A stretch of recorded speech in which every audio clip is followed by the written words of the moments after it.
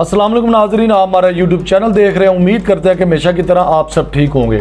तो सबसे पहले नाजरीन कि आज 16 अक्टूबर, तो आज 16 अक्टूबर के दिन मैं एक बहुत अहम वीडियो पैगाम रिकॉर्ड करवाने जा रहा हूँ और ये पाकिस्तान, ओवरसीज़ पाकिस्तान और पाकिस्तान तहरीक इंसाफ के वर्करों और कारकुनों के नाम। तो लिहाजा नाजरीन मैं 3 से 4 बातें सिर्फ आपके सामने खोल के रखूँगा और वो 3 से 4 बातें इस चीज़ को साबित करेंगी कि अली मीन गंडा साहब, बैरिस्टर गौहर साहब, असद कैसर और उमर अयूब साहब ये डील कर चुके हैं। इनकी डील हो चुकी है, इमरान खान साहब को बेच चुके हैं नाजरीन। तो लिहाजा नाजरीन ये गद्दारी सिर्फ इन्होंने इमरान खान साहब के साथ नहीं की या सिर्फ पीटीआई के साथ नहीं हुई, ये गद्दारी इमरान खान साहब के साथ भी हुई, पीटीआई के साथ भी हुई और ओवरसीज पाकिस्तान के साथ हुई और पूरे पाकिस्तान की कौम के साथ इन्होंने की और जो आने वाली नस्लें हैं उनके साथ भी इन्होंने गद्दारी की। तो सबसे पहले नाज़रीन मैं आपको वाज़ह बताता चलूं कि जो 4 अक्टूबर से पहले आप चेक करें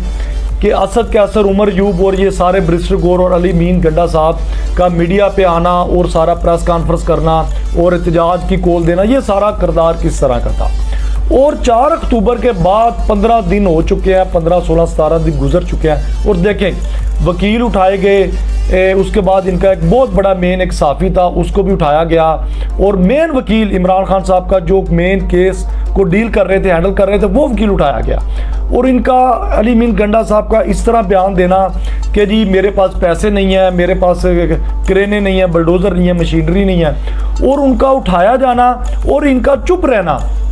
सबसे पहली बात ये आपने नोट करनी है नाजरीन, आपने साथ साथ इन चीज़ों को नोट करते जाना है। अब दूसरी बात पे आ जाए कि मैंने इस चीज़ पे इख्तलाफ किया था वाज़ह, अगर आप मेरा व्लॉग्स, आप अगर मेरे ये वीडियोस देखते हैं तो आपको डेफिनेटली पता होगा, आप ये सुना होगा आपने कि जब इन्होंने बैरिस्टर गौहर साहब ने, अली मीन गंडा साहब ने ये कहा कि जी हम 15 अक्टूबर को एहतजाज करेंगे, अगर ये इमरान खान साहब के साथ इन्होंने हमारी मुलाकात ना करवाई तो करेंगे, अगर ये मुलाकात करवा देते हैं तो भाई फिर हम एहतजाज की कुल वापस ले लेंगे। तो मैंने इनकी ये बात को, इस बात को रिजेक्ट किया था कि भाई आप इतनी बड़ी पार्टी के चेयरमैन हैं, आप हमसे ज़्यादा अक्लमंद हैं, समझदार हैं, तो आप ये कौन सी बच्चों वाली हरकतें कर रहे हैं। मतलब वो फीडर आपने मुंह में लिया हुआ है और आप अनजान बने हुए हैं। भाई आपने को इस कॉल देने के बजाय आप ये कॉल देते कि भाई इमरान खान साहब को रिहा करें। आपने ये मुतालबा नहीं रखना था, आपने इस मुतालबे को ज़्यादा अहमियत देनी थी। ये मुतालबा आपने गवर्नमेंट के सामने रखना था कि भाई आप इमरान खान साहब को रिहा करें, हम वहाँ पर धरना देंगे, हम वहाँ पर एहतजाज नहीं करेंगे, हम वहाँ पर धरना देंगे और इमरान खान साहब को आप रिहा करेंगे तो वहाँ से उठेंगे। ये मुतालबा आपने रखना था, लेकिन इन्होंने क्या किया, इस मुतालबे को अहमियत नहीं दी, इन्होंने वो मुतालबा रखा। चलो 1 मिनट के लिए हम उस साइड पे भी आ जाते हैं कि चलो वो मुतालबा हम मान लेते हैं। तो वो मुतालबा भी जब बैरिस्टर गौहर साहब आपने रखा था इस गवर्नमेंट के सामने, तो आप ये मुतालबा रखते कि मैं भाई इस पार्टी का चेयरमैन हूँ और आप चेयरमैन के साथ साथ एक आप एक वकील भी हैं, एक बड़े बैरिस्टर वकील हैं, आप कोई छोटे मोटे वकील नहीं हैं। आपकी मुलाकात करवा दी जाती या आप रखते जी एक वज़ीर आला केपी के अली मीन गंडा साहब है, वो मुलाकात करेंगे। चले आपने वो भी नहीं किया, आपने अपना नाम भी नहीं दिया, आपने अली मीन गंडा साहब का भी नहीं दिया। चले आपने डॉक्टर्स का कहा कि भाई डॉक्टर जाएंगे, मुआयना करेंगे, वो हमें बताएंगे। चले ठीक हो गया, तो आपका तो वो भी मुतालबा नहीं माना गया। जो मेन शौकत खानम के जो डॉक्टर साहब थे इमरान खान साहब के, तो उनको भिजवाया गया, जो आपकी कमिटमेंट थी मोहसिन नकवी साहब के साथ, हुकूमत के साथ, तो उनको बाहर 4 घंटे बिठाया गया, उनको वापस भिजवा दिया गया। और जो सरकारी डॉक्टर थे वो अंदर से जाते हैं, अंदर एंट्री मारते हैं और अंदर से बाहर आके जी कहते हैं जी बिल्कुल इमरान खान साहब के साथ मुलाकात होगी और सारा कुछ ठीक है जी, कोई मसले वाली बात नहीं है। तो 2, 3, 4 दिन के अंदर वो उनके जो मेडिकल रिपोर्ट्स हैं वो आ जाएंगी, हम आपको बता देंगे, तो आप पूरी कौम को बता दीजिएगा।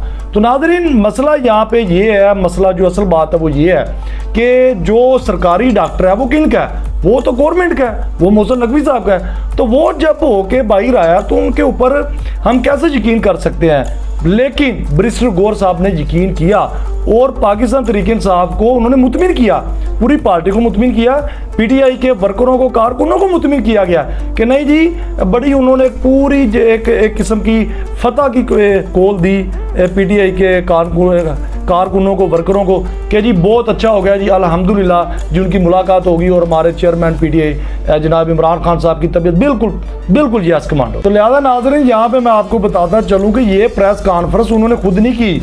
अगर वो करते तो उनको क्लियर कट पता था कि ये हालात पाकिस्तान के ख़राब होंगे, तो उन्होंने इसीलिए पूरी कौम को बड़े अच्छे तरीके से हैंडल किया।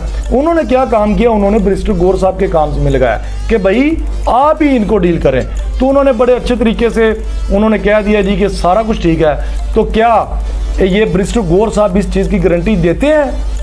कभी भी नहीं बैरिस्टर गौर साहब इस चीज़ की गारंटी देंगे।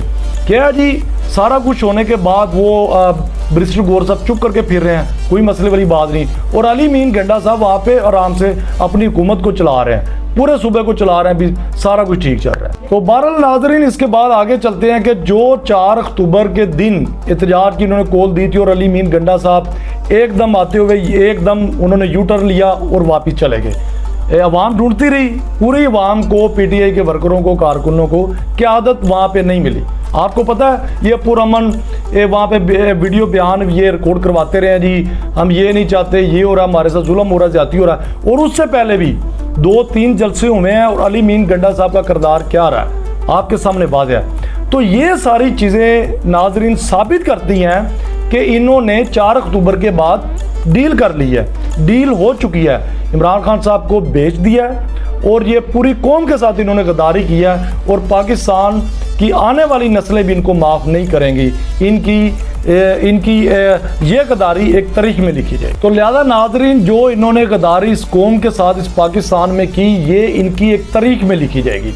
तो बहरहाल नाजरीन आगे चलते हैं कि जो डॉक्टर इन्होंने, जो शौकत खानम का डॉक्टर था इमरान खान साहब का स्पेशलिस्ट, उनको 4 घंटे बिठाई रखा, जो इन्होंने कमिटमेंट में माना इस चीज़ को कि भाई भिजवाएं, आपकी मुलाकात नहीं करवा सकते, डॉक्टर को हम भिजवा देंगे।